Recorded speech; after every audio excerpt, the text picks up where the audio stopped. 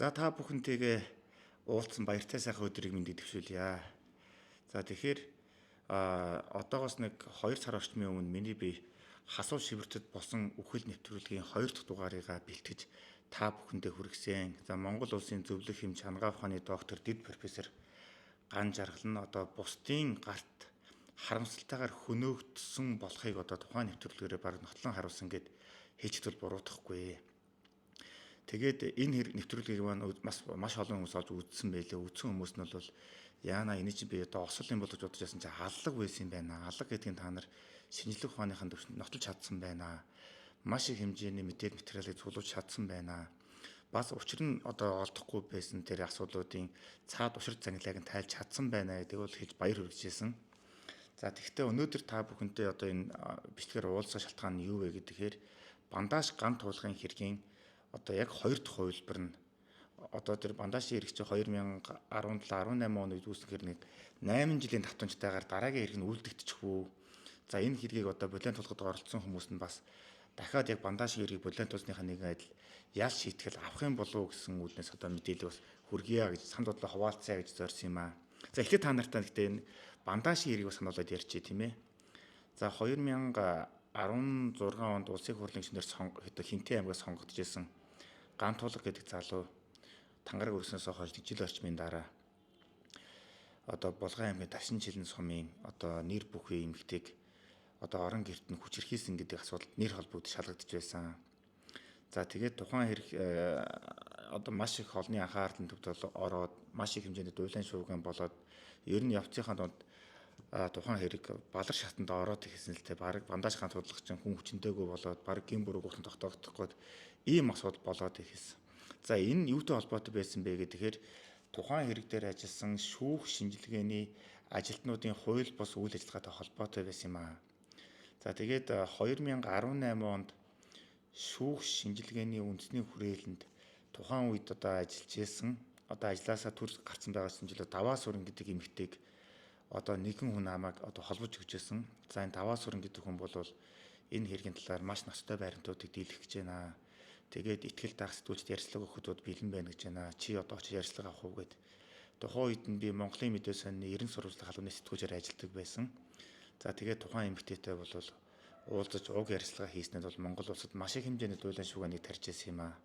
За Даваа Сүрэн гэдэг шинжээч эмэгтэй тухайн үед надад тэр ярьцлагандаа жоохон юу ярьж байсан бэ гэхээр эргээд та бүхэнд сануулсан хэлэх юм бол ган тулга яг тэр хүчинд холбогдлоо хүчин хийцлээ гэдэг өглөөн нь тухайн хохирогч эс гэдэг эмэгтэй хүчндүүлсэн орныхоо дэвсгэр даав хүнжил бусад эд зүйлсийг цагдаагийн газар хүлээлгэж өгсөн байдаг юм билээ. Цагдаагийн албан хаагч нь бол за энэ орны даавн дээрээс эрэгтэй хүний үрийн шингөө олдох нь үгүй юу гэдэг шинжилгээ хийлгэхээр шүүх шинжилгээний үндэсний хүрээлэнд өгсөн нь түүнийг хүлээж авсан хүн дээр Даваа Сүрэн гэдэг шинжээч байсан юм байна. За тэгээд тэр хүн бол энэ даавн дээр улсын хурлын гишүүн Ган тулга гэдэг хүн хүчин хийсэн гэдгийг бол мдээгүй. Зүгээр л эрдэнэ журмаар цагдаагаас ирдэг шинжилгээнд ирүүлж байгаа олон материалуудыг нэг гэж хүлээж аваад л тухайн даавн дээрээс тэр тусгай бодисгоч ашиглаад шинжилгээ хийсэн чинь яалтчгүй эрэгтэй хүний үрийн шингэн гараад ирсэн. За тэгэнгүүт нөгөө тэр гараар бас тэмдэглэж бичдэг юм байл тэмдэглэлийн дэвтэр дээр ингээ эрэгтэй хүний үрийн шингээ илэрлээ ийм байна гээл тэр дүгнэлтээ гаргаж өгөөл явуулсан. Тэгээд шүүх шинжилгээнийхний тэр ажлын процессонд нь бас нэг сонирхолтой зүйл нь юу гэдэг вэ гэхээр тухайн даавн дээр нь эрэгтэй хүний үрийн шингэж нэг тодорхой хэмжээний нэг хэсэгт байгаа шүү дээ нэг хаашаашаага 1 см ч юм уу 2 см ч юм уу жижигхэн зайг хамаарсан. За тухайн тэр яг тэр үрийн шингэнд туссан хэсгийг нь булан хэсгийг ингэж даавууныхаа нэг хэсэгтээ ингээ хайчилж аваад бас дахиад ингэж өөр тийм материал үүсгэж хавсаргаж ингэж 2% үлддэг юм байна. Хэрвээ энэ даавн дээр үрийн шингэнд сүлд үрийн шингийн биш улаа байрлаа гэдэг аливаа маргаан гарах юм бол хайны хагалах үүднээс заавал 2% авч гэж бас хавсаргадаг нэг ийм процесстэй байдаг юм байна л. Яг л энэ дагуу бүх юмаа хийгээл ном журхондоо хийгээд байж тал тухайн Даваа Сүрэн гэдэг эмэгтэй утас дуурсан. Утсаа автал бол тухайн үед шүүх шинжилгээний үндэсний хүрээлэнгийн дэд дараагаар ажилладаг байсан эрхэм холбогдсон. За тэр хүн холбогдоод явсан бээр улгаа чаа чи юу балаа юм шинжилгээ хийгээд байгаа юм бэ юу хийгээд байгаа юм бэ чигээл уурлаж загинсан байгаа шинжээчийг бол Тэгэхэд даваа сурын шинжээч яг шударгаар ажиллаа хийсэн хүн чинь бол хүний өмнө ер нь даргынхаа өмнө хэний ч өмнө хэлэх хөвгтэй шүү дээ. Юу гэсэн үг юм, би одоо хийх ёстой ажиллаа ном журмын дагуу хийсэн. Та юу яриад яагаад байгаа гэсэн чинь нөгөө даргийнх нь одоо дуун шууд гинтхэн зөөлрөөд за даваа сүрэн минь чи яг өнөөдрөөс эхлээд ээлжийнхээ амралтыг аваад яв. 21 хоногийн турш одоо нэг сарын хугацаанд энэ ажлынхаа байран дээр дахиж битгий харагдаарай. Энэ хугацаанд уцаа унтраагараа гэдэг одоо тийм учир төлөв зүйлийг хийгээд уцаа тасалсан байна. Тэгээд даваа сүрэн тухай үед маш их гайхаад одоо энэ юу болов яав игээд одоо тэр ажилдаа ороод ээлжийн амралтаа авч байгаа юм чи одоо ингээд бас л нөгөө юм бичиг цаасаа биелдэх өмнө хийж усаагаас ажлаа дараагийн өндөө хүлээлгэж барих гэл юм хийгээд суужээс дарга нь өрөөнд нь ороод ирсэн байдаг. За орж ирээд бол би ч чамайг одоо нин даруй явж байхад чи өгснээ гэж суугаад байгаа юм ба явуултаа ч юм уу гэж хэлээд хөөгөл гаргасан байдаг юм байлээ. За даваа сүрэн ингээд ээлжийн амралт өгж явуулсан даруйдаа бол тухайн хэрэг дээр дахиад өөр шинжээчийг томилж оруулсан.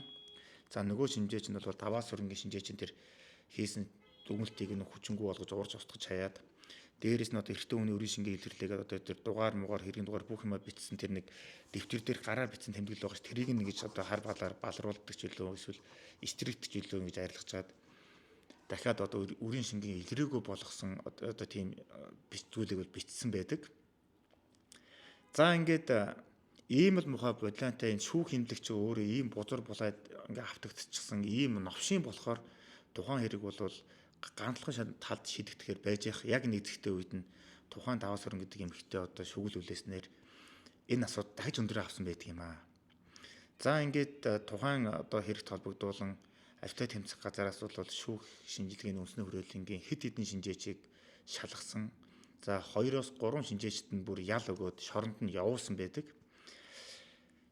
Тэгээд ган тулга бол одоо энэ хэрэгт одоо хөндлөгөөс оролцсон байна. Хэрэг бүртгэл мөрдөн байцаатын шатанд тавагдсан байрантайг устгахад оролцсон байна. Эрх мэдэл ламд шалын байдлаа ургуулan ашиглахад нөлөөсөн байна гэдэг үндслээр ган тулгад бас хэрэг үсгээд одоо тэр их хурлын гишүүн басан ган тулгач мөн хүчингийн эргээр ингээ ял аваад явсан. За энэ хэрэгт оролцсон тэр нэг үрийн шингээ илрээгүй болгож одоо дүгнэлтийг гаргасан шүүх хэмжлэгийн ажилтнууд хамгийн ноцтой үйлдэл нь юу хийсэн бэ гэхээр нөгөө үрийн шингэнтэй нөгөө үрийн шингэнд туссан байсан орон жилийн даваа байгаа шүү. Тэрийг нь гэртээ аваачаа ч юм уу хин цэвэрлэгийн газар юм ч юм уу аваач угаагаад нөгөө үрийн шингийг нь байхгүй болгоод нэг үгээр хэлбэл одоо нотлох баримтыг санаатаагаар устгаж одоо оролцсон байдаг. Тэгээд дахиад шинжилгээ хийгээд тэгэхээр нөгөө шинжилгээнд анх нөгөө үрийн шингээ дэрчээсэн даав нь цэв цэвэрх ямар ч үрийн шингэн байхгүй цэвэрхэн болгоо угаацсан. Ийм одоо учир битүүлэг нөхцөл байдал байж л бас шүүх хэмлэгт бас тухайн үед нь бас тийм шударгаар ажилтгч байдаг юм уу эсвэл одоо өөр нэг тийм санаа зорилго байсан юм уу нэг асуудал гараад ирсэн юу вэ гэхээр тэр нөгөө даваа сүрэн шинжээс нь үрийн шингэнтэй хэсэг нэг булангийн оролцуулаад жижигхэн дөрвөлжин таавыг хайталж аваад өөртөө тавсаргасан гэд би нэг сая хэлсэн дээ. Тэр даав нь шүүх хэмжээс алга болсон байсан. Олдохгүй алга болсон байсан.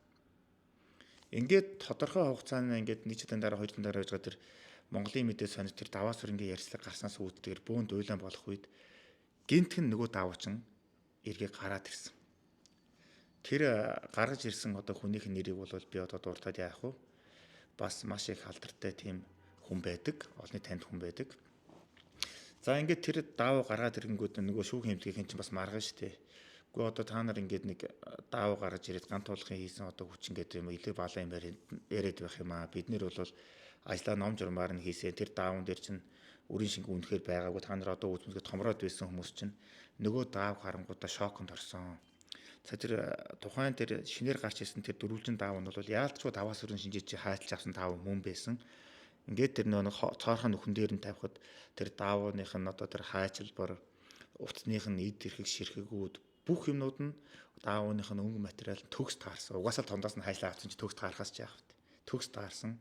За хамгийн гайхалтай нь тэр орцууж авсан тэр даавны үрттэй тэр булан дээр ирсэн тэр үрийн шингээс дахиад шинжилгээ авахд бол яалтчгүй үрийн шингэн байдлын тогтоогдсон. За үрийн шингэнээс нь тодорхой хэмжээний тэр одоо юу гэдэг нь дээжийг аваад тусгай одоо олшруулагч бодсонд хийгээд ган тулгын одоо шүлж авсан мó үсч авсан мó ямар нэгэн тэр дээнэхэд нь харьцуулан тулгалт хийхэд бол 99.99% буюу одоо 100% өс ойлголт байдаг юм байна л да.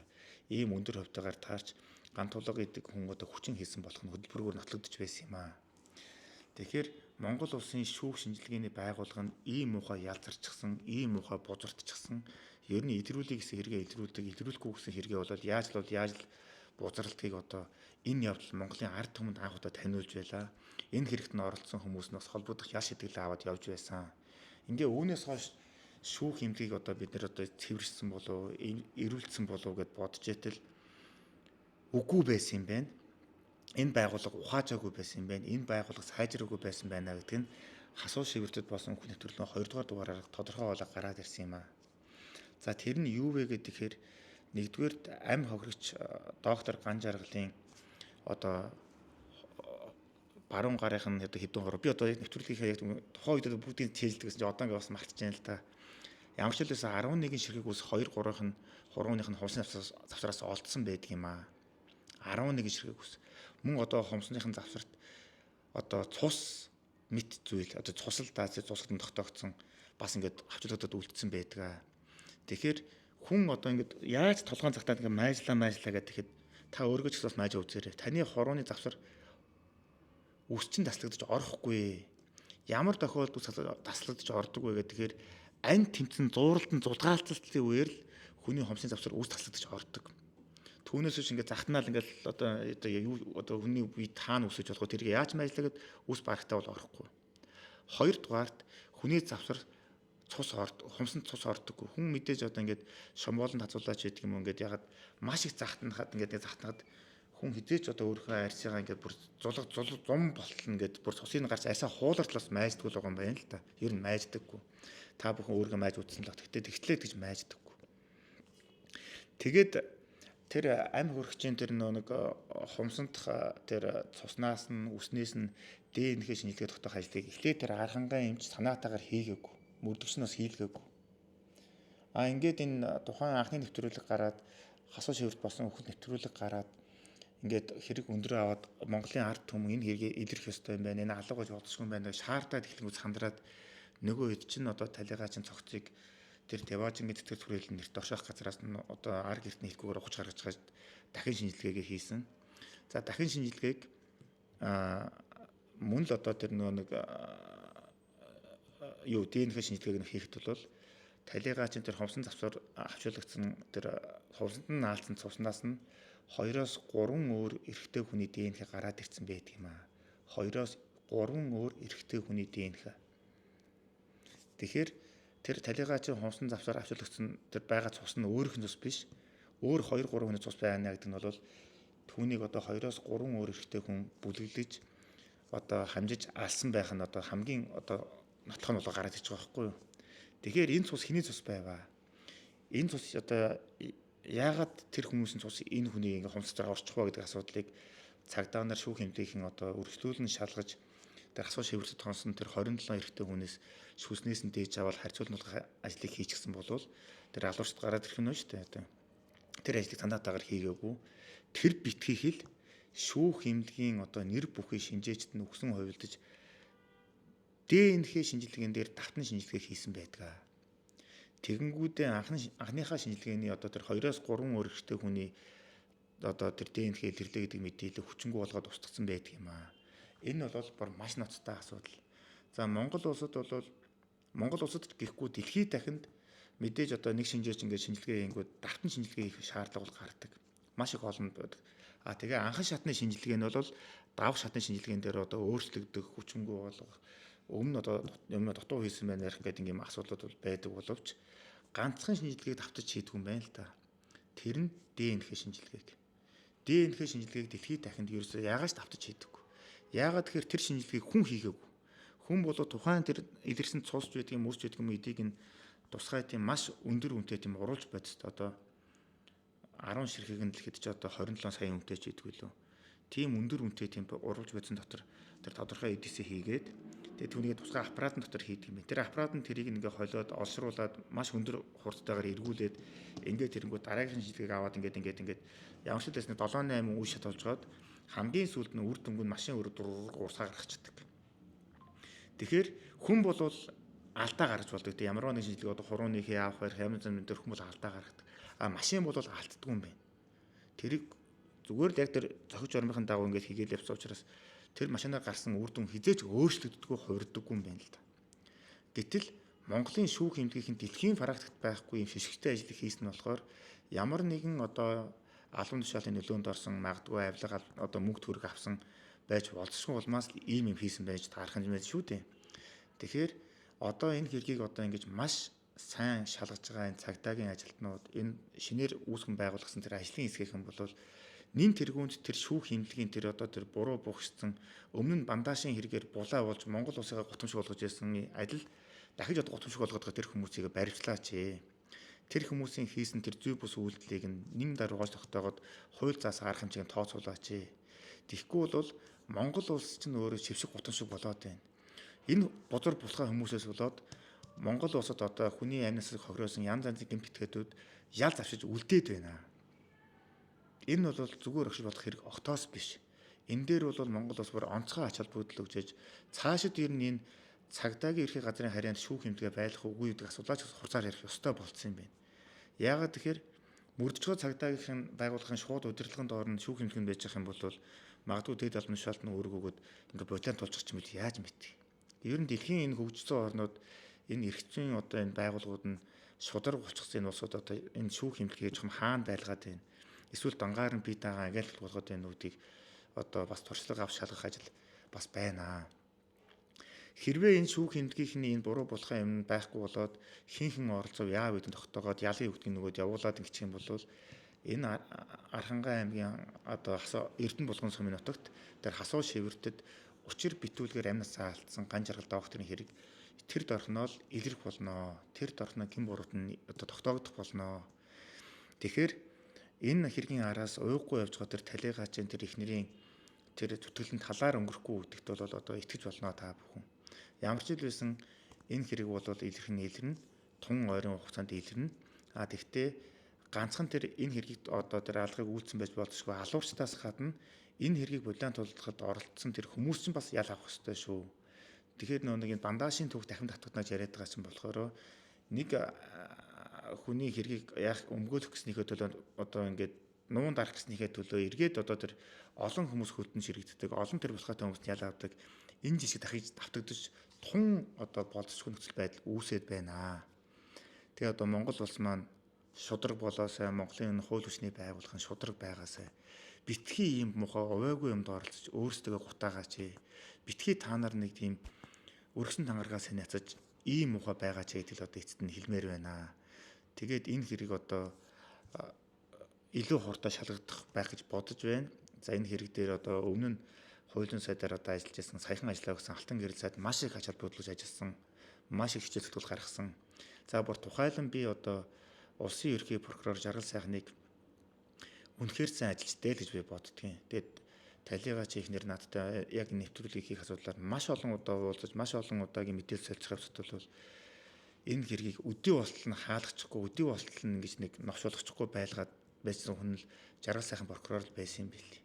Тэгэл доотоо шатанд нь хаа хэрэгсгүй болгоо ингэ тэгээд тэгэхэд Жаргал сайхан прокурор үгүй энэ чи яг ийм биш дээ, энэ чи ийм биш дээ. Яагаад энийг шалгаагүй? Яагаад тэрийг хийгээгүй? Яагаад ингээггүй? Энийг нь хийлдэ ингэж явуулдаа гэж байсны учраас л энэ хэрэг өнөөдрийг хүрсэн шүү. Тэгээд Жаргал сайхан прокурорыг бас тийм шудраг байсан би бас маш их баярлж байна. Цаашдаач та бас энэ хэргийг илүү одоо сайн хараад илрүүлнэ гэдэгт нь бол итгэж байна. За цагдаагийн байгууллагын бас нэр бүхэн мөрдөгчнөр санаатаагаар шүү. Хизээж мөрдөгч хүн тийм тэнэг байна гэж байхгүй. Санаатаагаар бас болон толгойг оролцсон азар тэр хүмүүс нь одоо хэрэгээ шагдан гаргаад маш мундаг, маш шудраг, маш зарчимч бас ажлын хэсгийн шинээр байгуулагдсан. Одоо шинээр мөрдөн байцаалт аваад, мэдүүлэг аваад, тайлбар аваад явж байгаа гэдгийг сонсоод бас маш их баярлж байлаа. Энэ цагдаагийн бас 13 мянган албан хаагч дотор ч бас үнэхээр нэг эрдэнэтэй чадaltaй шудраг тийм олон албан хаагч аавын хөвгд ээж охтод бас байдаг юм аа. Эднэр бас энэ хэргийг бас тун ойр үед мухарлна гэдэгт би бас итгэж байна. Тэгээд хүний аим бол нэг л хатуутай. Хүний аймыг хөнөөсөн бол заавал тэр хүмүүс нь ялаа идэх ёстой. Ял завшуулахад оролцсон тэр хүмүүс нь бас заавал ялаа авч яж энэ хууль хүчний байгууллагын цаашаа цэвэрших болов гэж би бас бодож байна.